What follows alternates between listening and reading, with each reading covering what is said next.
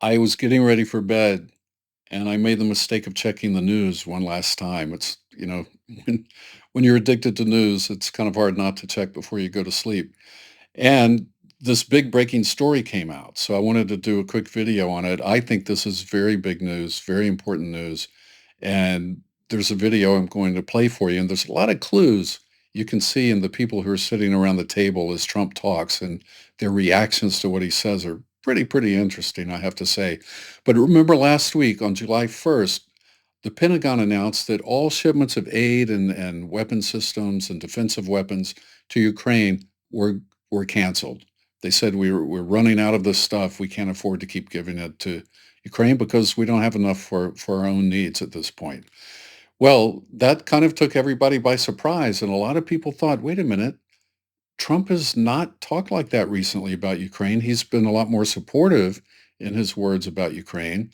And this decision seems to contradict what he's been saying in recent weeks about wanting to support Ukraine so they don't keep getting attacked by Russia and all these people dying, which he genuinely seems to not like, which is good news. And if that's good, then I'm happy to admit that. Anyway, let me play a little bit of this uh, question and answer session where he was asked about Ukraine. This is a dinner for Israeli Prime Minister Benjamin Netanyahu at the White House tonight. And this is in, I believe, the Blue Room. The Blue Room. I'm feeling blue with this president in the White House. This was in the Blue Room. And watch, you're going to have Marco Rubio sitting. I'm going to say it as we look at it. It'll be to Trump's right, but as we look at it, it's to the left. Marco Rubio's on the left, then Pete Hegseth on the right, and to the right of Pete Hegseth is John Ratcliffe, the CIA director. I'm going to play this a couple of times, and I want you to focus on one thing each time. This first time I play it, let's focus on what Trump says. He's asked if he will continue or if he'll resume aid to Ukraine, and here's what he says. Mr. President, are you planning to send more weapons to Ukraine? We're going to send some more weapons. We have to. They have to be able to defend themselves. They're getting hit very hard now. They're getting hit very hard. We're going to have to send more weapons. Yeah, defensive weapons primarily, but they're getting hit very hard. So many people are dying in that mess.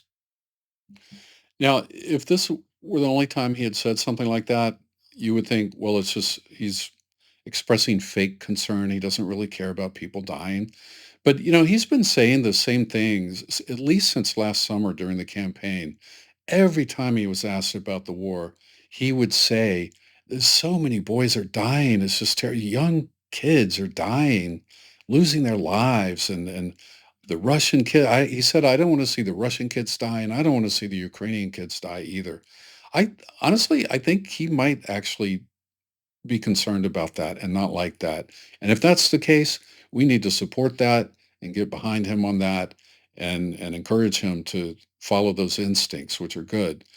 But this is the stunning part about this is he's saying, yeah, we're going to help out.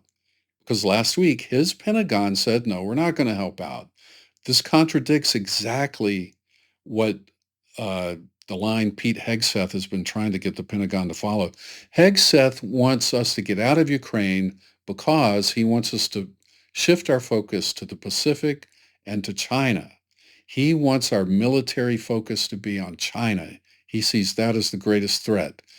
So there are two sides in the administration. And Pete Hegseth is on that side. And then the other side or the people who think we need to stay in Ukraine and help them out and get them to win that war and beat Russia back.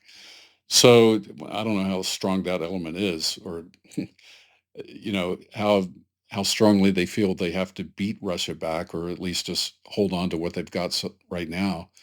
But anyway, they're more of the let's stay in Ukraine and finish the job kind of thought. And Hegseth is let's get out of there and let's get on to China. Let's get on to the real business of the world. So now watch this time, knowing that Hegseth wants to get out of Ukraine and move to China. Look how sour he looks as Trump speaks and says these things. He nods his head because you kind of have to nod your head or else somebody's going to question your loyalty. And but he looks pretty unhappy about it. And after that, we'll look at John Ratcliffe to the right of Hegseth, who seems to be more on the let's beat Russia backside.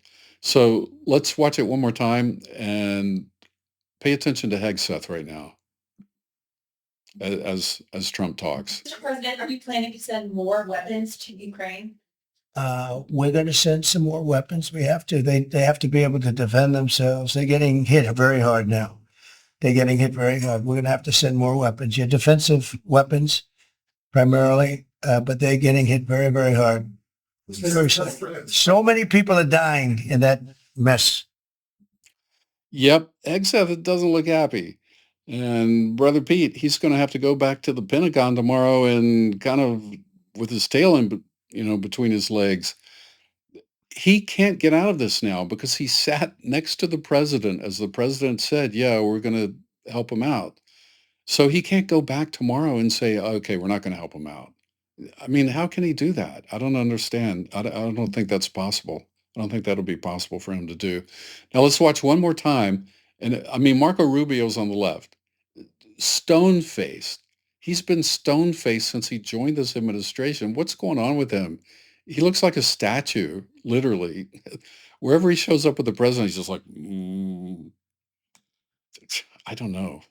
It's kind of like he's like I don't want to see no evil or hear no evil or speak no evil. I'm just going to clam up. So anyway, apparently Trump likes him a good bit. He put him up for uh, one of the being a possible candidate for president in 2028. Remember a few weeks ago, he said, yeah, well, Rubio would be a good person. And then we got several good people. Anyway, that's on another tangent. But let's watch John Ratcliffe. John Ratcliffe, so expressive during this. He throws his head back and a big smile comes on his face and he just looks relieved. He's like, that's what I wanted to hear. Watch this. Mr. President, are you planning to send more weapons to Ukraine? Watch Hegseth. We're going to send some more weapons. Ratcliffe. We have to. They have to be able to defend themselves. They're getting hit very hard now. They're getting hit very hard. We're going to have to send more weapons. Yeah, defensive weapons primarily, but they're getting hit very, very hard. So many people are dying in that mess. Radcliffe looked like, yes, that's what I've been waiting to hear. I don't know if that's what he was feeling, or it may have been more like, oh, are you kidding me? He's changing his mind again? I don't know, but he appeared to look a little happy. And he has not been one of the big Ukraine bashers. He's not been, he admits that Russia's been really hard on Ukraine. So in the context of this administration, that is about as supportive of Ukraine as you're going to get. So I put him on the kind of support Ukraine side. So I'm interpreting that as he's happy, he's relieved. And Hegseth is just like, oh man, no, don't say it, please, not out loud. Don't say it out loud, because he's basically contradicting Hegseth, and you don't want that to happen in this administration. You don't ever want to be in contradiction to the boss. So yeah. Anyway, but Hegseth's goal, is to get out of Ukraine and pivot to China. And I'm not sure how that fits in with MAGA's desire for no more wars, but that's been his view for a long time.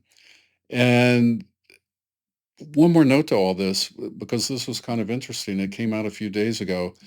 In a closed-door meeting last week in Brussels, China's Foreign Minister Wang Yi told the EU foreign policy chief that China can't afford to see Russia lose the war in Ukraine, or lose or win. They don't want to see Russia win or lose the war. That's because they fear that if Russia lost, or in fact, if they win, that it would end the war. And then the U.S. would pivot its full strategic focus to China. And they don't want that. They don't want that. So they don't want the war in Ukraine to end either way. I think the good news in that is it makes it very unlikely that they will support Russia in any real or substantial way, and which is good news for Ukraine and good news for all of us who love democracy and freedom and Western values. So anyway, I just wanted to bring that to your attention. And I think that's a pretty big story, and especially the reactions of these people. There are a lot of different opinions in this administration, but they just can't say it out loud. But there's a lot of infighting going on and a lot of struggles for people to, take supremacy over others and have their views come to the top. Right now, Pete Hegseth got knocked down big time. And that's good news if you ask me. Thanks for watching. Take care, and I'll see you next time.